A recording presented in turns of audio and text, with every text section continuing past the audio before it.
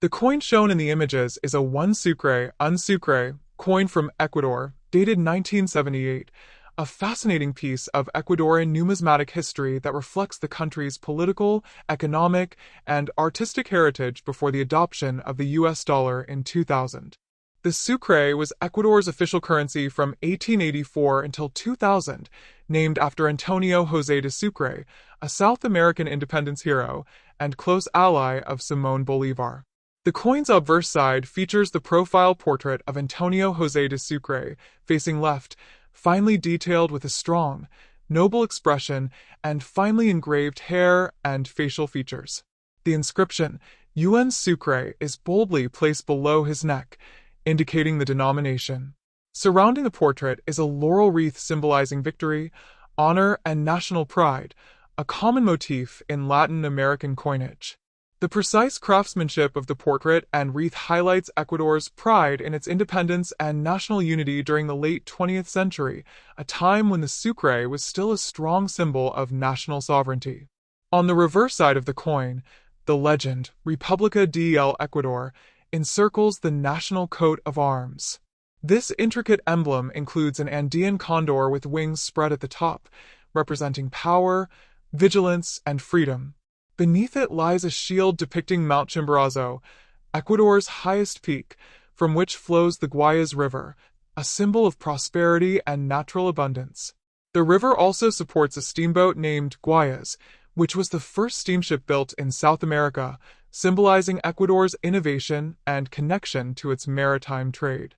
Above the river, the sun and the zodiac signs for Aries, Taurus, Gemini, and Cancer are visible, representing the months of March to July, the time span of Ecuador's independence struggle.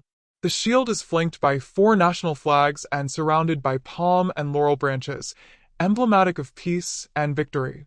At the bottom, the year 1978 marks the date of minting. This was a significant period in Ecuador's modern history, as the country was transitioning from a long era of military rule toward democratic governance under President Jaime Roldos, who would later become Ecuador's first democratically elected leader after years of instability. Numismatically, this 1978 1 Sucre coin was part of the later issues of the Sucre series that were struck in nickel-clad steel or copper-nickel, replacing earlier silver issues that circulated in the mid-20th century. It typically measures around 24 to 26 millimeters in diameter and weighs approximately 6 grams, with a reeded edge.